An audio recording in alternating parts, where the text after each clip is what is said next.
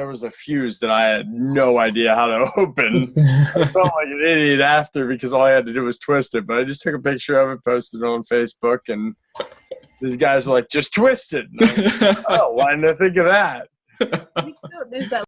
Hello everyone, my name is Dr. Dylan Kaleigh. I'm a physical therapist, and welcome to the New Medical Nomads podcast, where I get to document my journey as a medical traveler, as well as interview other experts within the traveling field.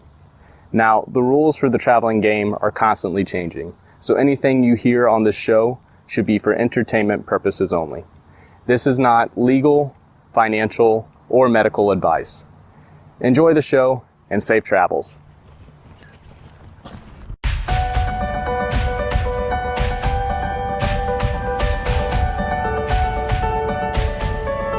Hello everyone, and welcome to another episode of the New Medical Nomads podcast. My name is Dylan, and today I am with a travel PT couple, Travis Kemper and Julia Peairs.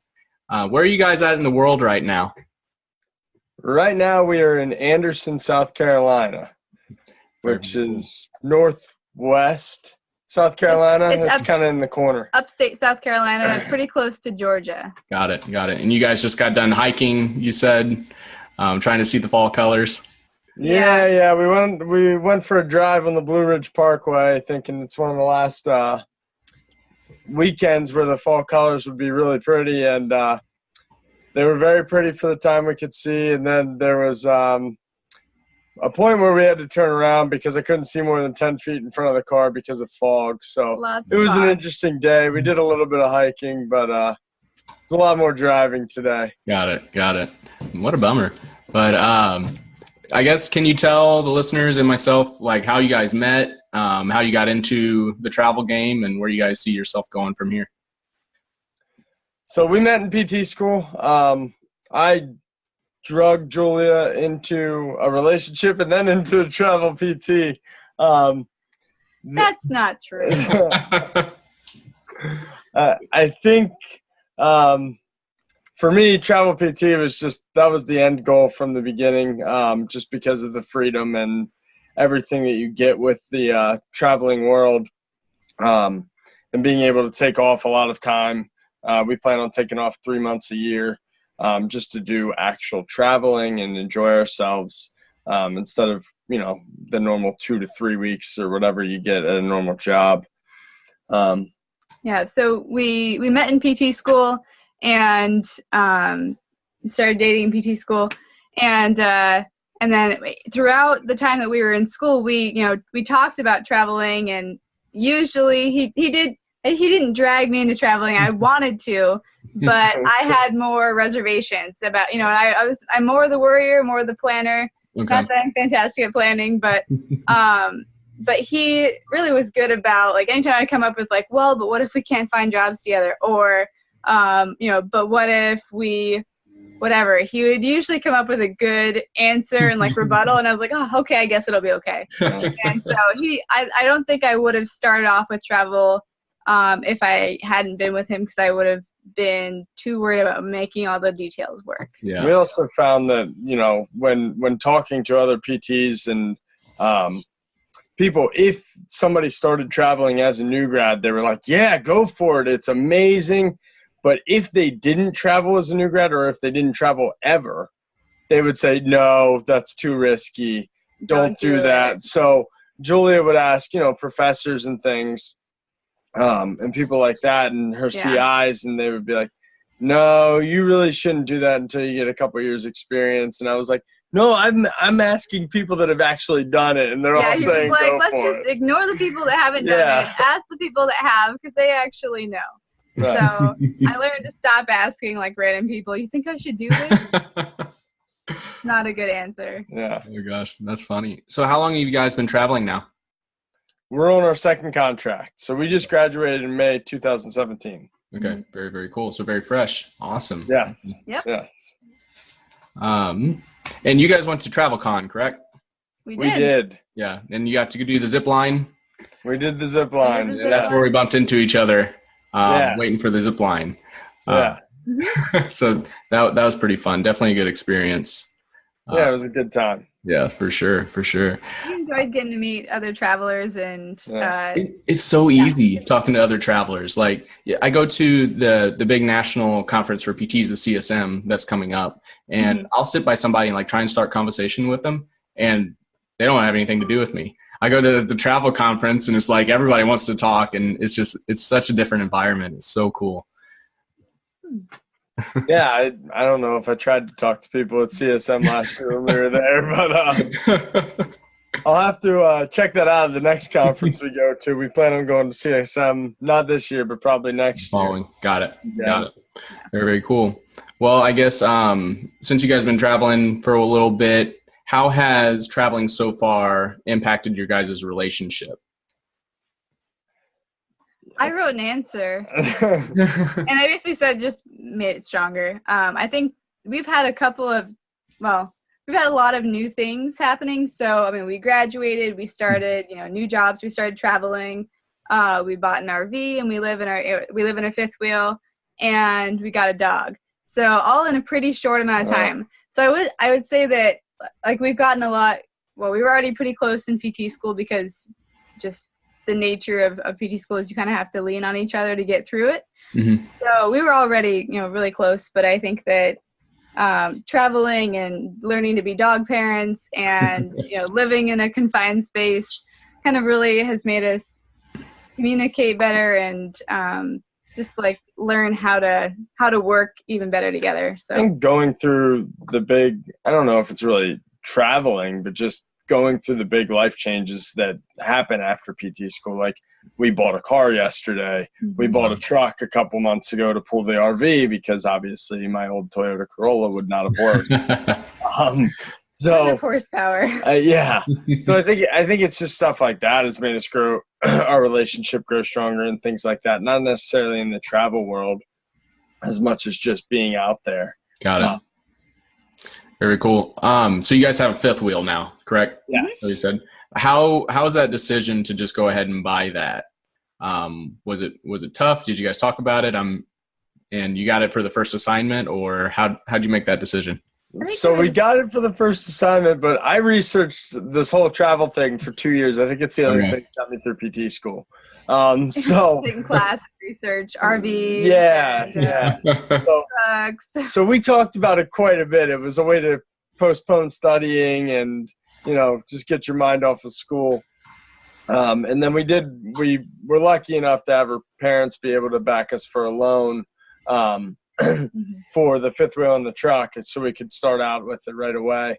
And it's awesome, honestly, being in the fifth wheel. It's just so nice. But there are some learning curves, and we have screwed some stuff up. Yeah. I mean, as far as deciding to move into the fifth wheel, I think that was, again, one of his other ways to convince me that traveling would work, because we were like, I already get really stressed when I have to pack for things. Weekend trip, I lay everything out. I'm like, is this overpacking? Is it underpacking? So we knew that having to pack up our whole lives every 3 months was going to be a really big stressor, especially for me, but I mean for both of us. And so as a way to get around that, we said, let's consider a fifth wheel, and we just decided that would just be, like I said, a lot less stressful. And so then we went through the process of okay, we can't afford, $35,000 for one off the lot. So, Travis looked on Craigslist. Like I said, he researches anything over $65 purchase. Yeah. A lot of research from Travis before we buy it. Got to make sure I get the right thing. Yeah.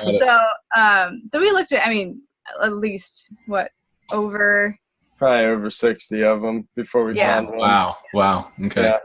What was, when you were looking at all those, what was the price range? Say somebody else is out there and they don't want to make, the new purchase for a fifth wheel. What is the range that they should expect for a used one? So our goal was to stay under $15,000 for the truck and under $15,000 for the trailer. So under $30,000 total. And we ended up, what did we buy this for? $11,500? $12,500. Oh yeah. $12,500 $12,500 for the trailer and $11,500 for the truck. So we ended up staying well under our price range. And it was just, we got lucky. We looked a lot, and we walked into this one, and it was just a perfect layout. And just pristinely kept. So we've messed that up a little bit, but at the time we it had was a tree, pristine. we had to have it fixed, but it's all good now. Yeah, it's fixed. And we got a dog, There's a learning curve. Makes the floors dirty. She's Currently barking very in her active sleep. in her sleep. She's barking. So cute. Oh gosh. Did you guys know how to drive a fifth wheel? No clue. Okay. So who's the better driver? We part of research, Travis's research was like, what's the easiest to haul? What's the safest? Especially for like new people. Mm-hmm. So we don't have a motorhome where you have like where you're in it and you drive and it's one unit. We have the truck and then it's in the bed. You've got a gooseneck attachment.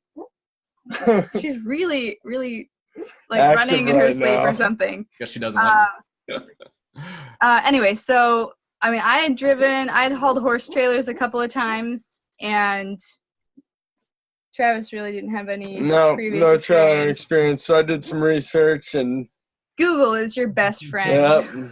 And we just did it, and like I said, we screwed up once so far. Yep. Okay. Learning about communication. Yeah.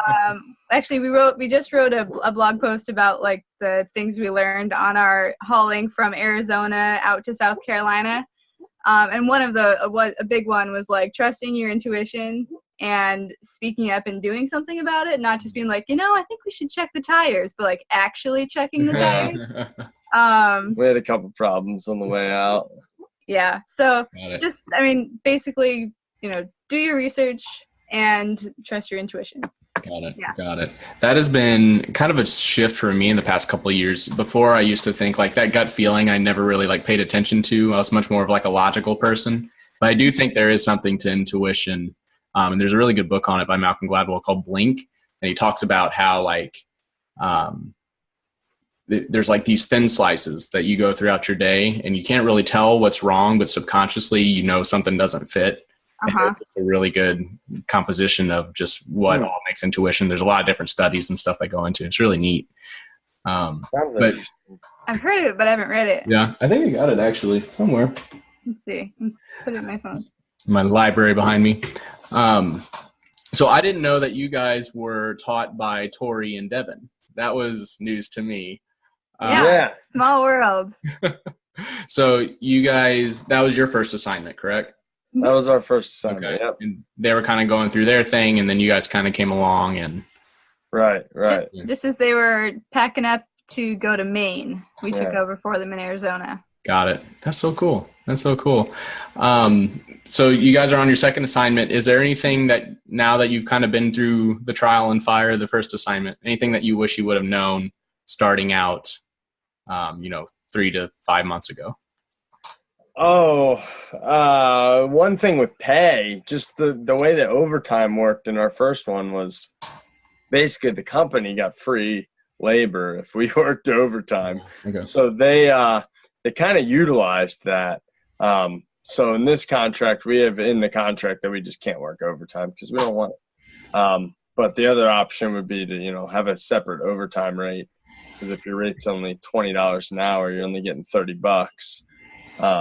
So that was one thing that we learned in the first one. Second thing was probably just stand up for yourself a little bit when, if they are trying to overwork you and stuff, you just need to let them know, hey, I signed on for 40 hours. I really don't want to work 50. Wow. Yeah. And not just, I was more of like, well, like maybe if we just do it for 1 week, it'll be okay. But it's like acquiescing for 1 week makes like, oh, they can do it for 2. Oh, they can do it for 3, and it's that kind of thing. Setting a precedent. So, so really, it's true. Setting your boundaries, even though, we didn't want to make things harder for the company. We knew that the only reason they were asking us to do that was because they were in a tough situation, had a therapist leave and other stuff. So we understood that it wasn't just because they were trying to abuse us, but yeah, setting your boundaries and then sticking to it was an important first lesson for us. Got it. Yeah. So now that you're in it, Is the traveling as good as you thought it was going to be? I know Travis was the one doing all the research and dreaming about this for 2 years, but. Well, she was pretty involved with it too. Yeah. But I would say yes. I mean, we just took off 6 weeks and went to TravelCon, then went to a couple weddings. We planned on taking off 4 weeks. So I guess there's another thing we learned. Yeah. Is apply for your licenses before you're going to that state, because it doesn't always work out. It took Arizona like a week and a half just to send our verification, and it pushed us back 2 weeks on our start date. The way we did our second job search, we started early. We started at least like 5 or 6 weeks early. But what we did was we kind of put out an FB with our recruiter saying, can you find us, 2 positions in like a state that's going to be temperate in the winter. And we're like, that's broad, like that'll be fine, right? But it was kind of tough to find places where we were comfortable putting the RV, because it's not it can get through some cold weather, but it's not really meant for harsh winters. So we needed somewhere, those were our parameters. And so what we ended up doing was kind of waiting to find a job and then trying to apply for the license after that. But in retrospect, what we feel like we should have done was probably, pick a couple of states, get the license, and then say, okay, out of these couple of states, let's find us a job. Because we did get, delayed and basically lost 2 weeks worth of pay because of just waiting for that licensure to come in. Yeah, I got it. Has there been any unexpected benefits or unexpected challenges so far? Well, I guess that was an unexpected challenge for the licensure, but any unexpected benefits to you guys traveling so far? I would say, we didn't expect to find 2 positions with the same company, and now we've had 2 positions with the same companies twice, which gives you an added benefit for, documentation, that type of stuff, or just any company policies. Being if able you to have lean a on question, the other person. Yeah, your spouse or your significant other may know the answer, which is nice that you don't always have to call the manager and ask these petty little questions sometimes, just about like glitches in the documentation systems and stuff like that, that you need to get around. So I would say that. Anything else? Yeah, I mean, being able to bounce ideas off of your significant other, and that might also be, kind of just being 2 PTs who are together. Nice to be able to be like, hey, I'm working with this person and what I'm doing is like not working. Do you have any other ideas for me? So that's not necessarily travel specific, but it has been nice. So I'd say just, that and companionship, you've got someone to explore with. I think that's both kind of a good and a bad thing, because, the good thing is you always have someone to explore with, but the bad thing is it's easier to get kind of complacent and not try to meet as many new people. So that's something I want to do a little bit more during this rotation, is branch out and try to meet more new people. I think in the last one we were just learning so many new things, and like I said, we just gotten a dog, and so we were kind of homebodies. We didn't really like make a lot of new friends in our last rotation because we were just trying to learn everything. Well, I imagine it's a little tougher with home health too, because it's not like you're in the clinic with everybody all the time. You just kind of show up at the office and stuff. But seems like you guys like to hike a lot. You just came back from hiking and stuff. Is it mostly outdoorsy things that you do on the weekends, or are you guys homebodies and stay inside the fifth wheel? What's your normal, typical explorations in the local area? We're a mix. Yeah, it depends. We don't do things like go out to the bars or restaurants very often. We did make some new friends going out to a restaurant the other night. Last week. We brought our dog with us, and there was a couple nearby who was like admiring her, and we ended up talking, and they gave us their card, and we're like, hey, if you ever want to go hiking, they go hiking. No, so that was fun. But normally we don't go out to eat or go to bar hopping or anything very much. Yeah, some more hiking. We take her to the dog park quite a bit. It's good to meet people. Yeah. All the dog parents. Yeah. All yeah, the crazy dog exactly. parents. We do basically each like choose a gym, and I think that's a good way to meet like other active, like-minded people. Unless you're like Travis and you don't want to talk to people, and you just put your headphones in and put on like your mad face. Yeah, no, that's our me time. Like that's I'm there to do work. I'm there to sweat. Don't talk to me. I put a hoodie on and I look at the floor. Do not talk to me. I like to meet people, so I enjoy socializing at the gym. I still want to work out, but I like to meet people. I feel successful if I came back and I'm like, I made a friend today. Yeah. It's the small steps. So how does it work being in a fifth wheel with like internet? I've heard of like kind of like hotspots and different things you can do. What do you guys use? So it's different everywhere. The last place we were at, they had their own internet. Oh, wow. Expensive. But we used it and it worked pretty decent most of the time. You couldn't really stream if you wanted to watch Netflix or something like that. We didn't watch very much Netflix at the last spot. But it was pretty decent for just Googling and things like that. This place, this is the best situation possible because we have just set up through a local internet company, and we were able to get it through there. So we have cable internet here, which is great because we can do things like this, whereas at the last place, there's no way. It would have been tough. We did. The other thing you can do is, Wi-Fi hotspots and things like that through AT&T or Verizon or whoever.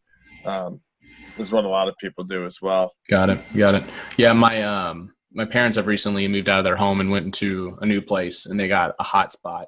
But anytime I tried to, especially doing like podcast work, like downloading or uploading is so slow and so painful. Yeah. And then you're trying to like move the hotspot, and then you get kicked off. And so I was curious how that worked for you guys, but it sounds like you had a similar experience. Yeah. This is the best in each spot. Yeah, this is the best situation possible. So if we could get this every time, it would be awesome. But it's just not life in RV parks. I think really and truly at the end of the day, most of the time your Verizon or AT&T is going to be best, the best service you can get, most likely. But the last RV park we were at, we didn't even have cell service. She had like a bar on Verizon. I had nothing on AT&T. Got it. She could send text messages. So we were living right next to what was the creek? Oak Creek. So we ended up being in a really beautiful spot, but the downside of it is basically we were like living like in not in a ditch. That's not a valley. In a valley. That's the right word for it. So it was beautiful, but there was very little cell service, which if you're doing home health is a good thing to pay attention to because you're going to be calling your patients every night. Your patients at the end of the day. So having cell service is pretty important. Got it. So something to think about if you're going into home health. Got it. Yeah. Now that you guys are in it, you've lived in a ditch and everything. What is one of the myths that you found about traveling physical therapy that you'd want to kind of squash? That, you're going to get no mentorship. You can't do it as a new grad.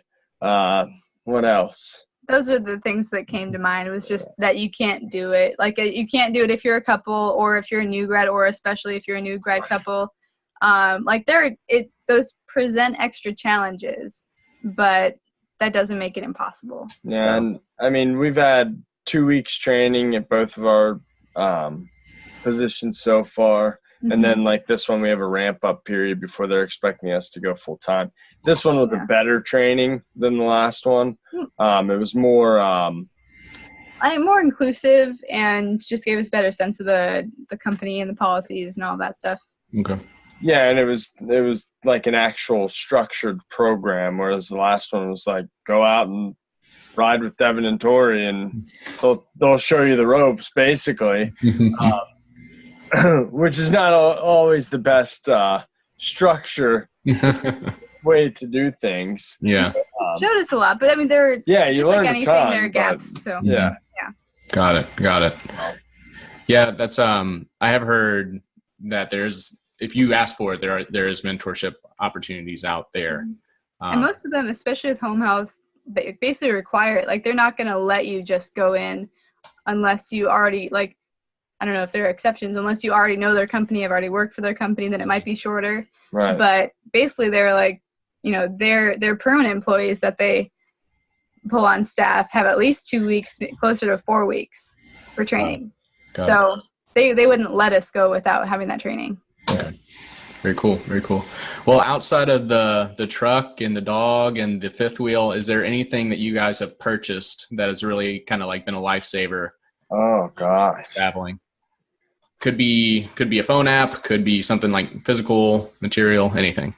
Trying to think, what have we purchased? Oh, I saw the phone app and I answered the question. I was like, Google Maps. Google Maps for life, because especially moving to a new place, you don't know where anything is, and so you use that all the time. And then I realized that you said that you purchased, and I was like, I don't think I own any apps that I've paid money for, except for like 2 that helped me pass the board exam. That's about it. But in terms of I'm just trying to think of anything that we've purchased. The gift that your CI gave you of having a car charger. That was a good one. Car charger that you can like plug normal plugs into. Okay. Adapter.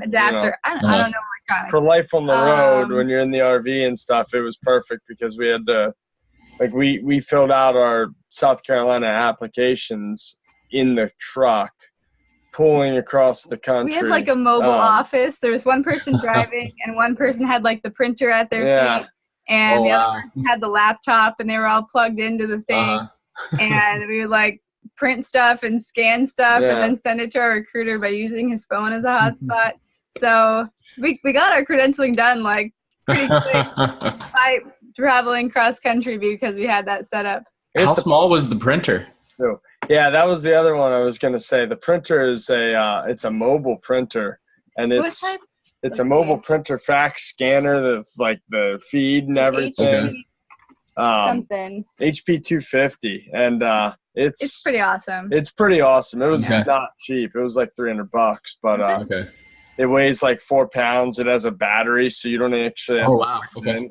Yeah, it's made for basically us. Got it. That was another one that I would put up there. Okay, HP 250. I'll be sure to put those in the show notes because, even here at home, like I was running around the house the other day looking for scissors, and I didn't have any scissors. And it's like, what am I going to do with all this office like supply stuff that I'm going to need on the road? Unless you just stop at like an Office Depot or something like that. Right, and that stuff just gets so expensive if you're going to pay them 15 cents to print a page or whatever. Right. Absolutely. Absolutely. Are there any books or personalities or podcasts that you guys follow? Could be for travel, could just be for your own personal interests. Oh gosh, there's things. I don't know if I'm dedicated to any specific thing, but we listen to audiobooks constantly. Yeah. Because we're in the car so much. Yeah.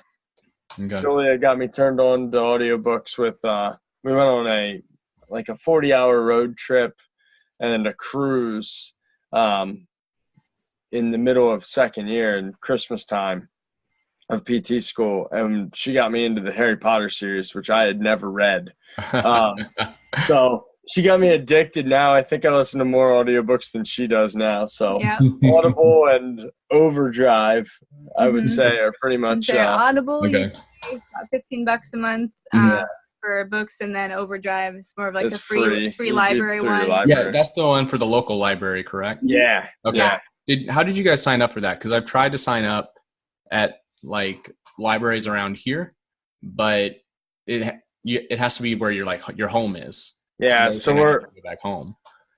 Our home is technically in Phoenix area, so we got into their library system, so it's huge. Yeah, so you have to do it when you're, either when you're back at your home base or, before you leave for rotation or when you're back with family or something. So you can get linked up with them because, most libraries require like proof of residency and all that. Got it. Julia, have you made him take the Harry Potter house quiz yet? I don't think so. No, I haven't. So J.K. Rowling made like this big test to see like which house you would belong to. It's pretty cultish. Okay. Yeah. The funny thing is, so after when we first started listening to them, he got really excited and bought like the whole the movie series before he asked me, and if he'd asked me, I would have said like the movies are not that good. They're probably not worth buying the box set. But he bought them, and I was like, well, now we have them. and then we've just now been going through and watching more of them. And well, we tried back then, but I was so disappointed immediately after reading the books. I was like, I can't do this. This is bad. But now it's really funny, being someone who's listened to the books a lot and watched movies, at least once. And he'll be watching it and being like, that wasn't in the book, or wait, they're missing the biggest part. Yeah. Why did they do that? Yeah. So it's been funny. Got it. We also listen to a lot of comedy. As far as physical therapy stuff, we before we started traveling, we definitely linked up with Kaleigh with her new Grad travel therapy Facebook page, which we found really helpful for answering questions and meeting other people that were going through kind of the same process that we were. Any other websites that come to mind? There's another travel therapy Facebook page, but I think those are the main ones. You're part of more travel groups than I am. Or I just get in all sorts of physical therapy groups, anything that can help me with work and or traveling and all that. And then I'm part of an RV Facebook page, and every once in a while we'll post like we can't find an answer on Google or something, and there are so many members of that group. You'll post like, what is this? And like put a picture up or whatever. And you get 80 responses. So many responses right away of like retired people that just want to help you, and it's great. That's awesome. That's so cool. So it helps. It helps. Especially when, if you're always living in apartments and stuff, you never had to be that handy. And then you buy one of these things, and it's just like buying a house. You got to be handy to fix stuff. Got it. So little stuff. Like there was a fuse that I had no idea how to open. I felt like an idiot after because all I had to do was twist it. But I just took a picture of it, posted it on Facebook, and these guys are like, just twist it. Like, oh, why didn't I think of that? There's that light on the outside we need to fix, but we can't figure out how to get like the box off of it. So we need to do that. Yeah, we should do that. I can't figure out how to open the light casing on the outside of our our front porch light, basically. Very firmly on there. We'll have to figure that one out. Yeah, we should look into that one. Oh gosh, it sounds like a weekly self-shaming. I feel like I would be posting that like twice a week. Like, what is this? Is it supposed to sound like this? Here's the video. Yeah, I've seen those posts. Is this supposed to sound like this? It's like, you're asking, probably not. Maybe a better question would be, why is it sounding like this? Oh gosh. Well, do you guys have a favorite travel story so far? Sounds like you've been, you've made car trips and stuff before travels. So any favorite travel stories? Favorite travel story? What kind of travel story? Harry Potter's my favorite travel story. Any travel story. We had like the saga of driving out from Arizona to Missouri. Was it? No, it was driving from Missouri to South Carolina. Yeah. We had the serpentine belt go out on the truck, and if you don't know anything about vehicles, that means you have no power braking and power steering. And I'm in a 20,000-pound rig going down the highway with no power brakes or power steering. So, oh my God, that was a little scary getting off the interstate and trying to park it and then figure out what was going on, because I didn't know what was going on. I just knew I didn't have power brakes, power steering. But we figured it out when we opened up the hood, and it was just like laying the belt there, was just hanging out. like it wasn't doing what it was supposed to do. Yeah. And so we ended up fixing that. Luckily, we pulled off at a Walmart, and there was also an AutoZone right next to it. And that was convenient. It was like $40 for the belt, and then we called his dad because his dad is pretty handy, and he helped me fix it. Yep, and I helped too. You need Julia helped fix. I'm very proud of myself. She's pretty handy. So that happened, and then the next day we had a tire blowout, and that was one of the ones where I saw it. He was like, I think the tire looks weird, because he was driving behind me. He was like, I think the tire looks weird, but we were on an angle, like on the road was angled. And I was like, well, is it just because it's angled or is there something wrong with the tire? And we straightened back out and he was like, no, I think it's okay. And then literally like 20 minutes later, the tire blew. And he was like, it's so bad, you pull over and check it. So that was one of those, okay, like if your intuition is telling you something, follow through. I guess, and it was before that we had the tree incident, and that was another intuition thing where I was like, I think that we're gonna hit that tree, and I didn't say anything. And why did I not say anything? I don't know. And then we clipped the tree just a little tiny bit. Clipped it, and it like ripped the back of the RV off. We had to get it fixed. Mm-hmm. So have good insurance and and communicate. So, yeah, we've had adventures on the way. I think what we learned from that was like what we just said, and then also trying to build buffer days into your travels if you can. Yeah, especially if you're doing it in the RV, like just don't plan on doing 12-hour days because it's just more stressful driving. Yeah. And then if something goes wrong, you can't really make up for it in the RV because you can't drive over 65.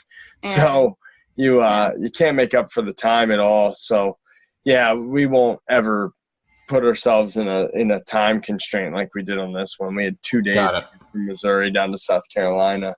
It was 800 miles, and it doesn't sound like much. Like it wasn't even worth rushing. Yeah. So I ended up waiting for 2 weeks for the license. Yeah, that was just a life lesson right there. Learning. Yeah. Got it. That your story of kind of like pulling off and getting next to an AutoZone just by chance reminded me of a story in high school. Me and my best friend from high school, we were decided to go down to this lake for 4th of July. Well, the 4th of July fell on like a Sunday, and we were going to see these like big fireworks. Well, we got there, and because it was on a Sunday, they actually had all the fireworks on Saturday. So we were like, oh, crap. So we had our own little set of fireworks and shooting them off and whatever, and we ended up getting back in the car, and we backed out, and there's this big puddle where the car was. And we're like, well, that ain't good. What is that? And so we get out and kind of check under the hood, and all his coolant was gone. So we were pulling out and kind of saw a shop along the way, got some coolant, but as soon as like we were put it in there, it would like just drain out.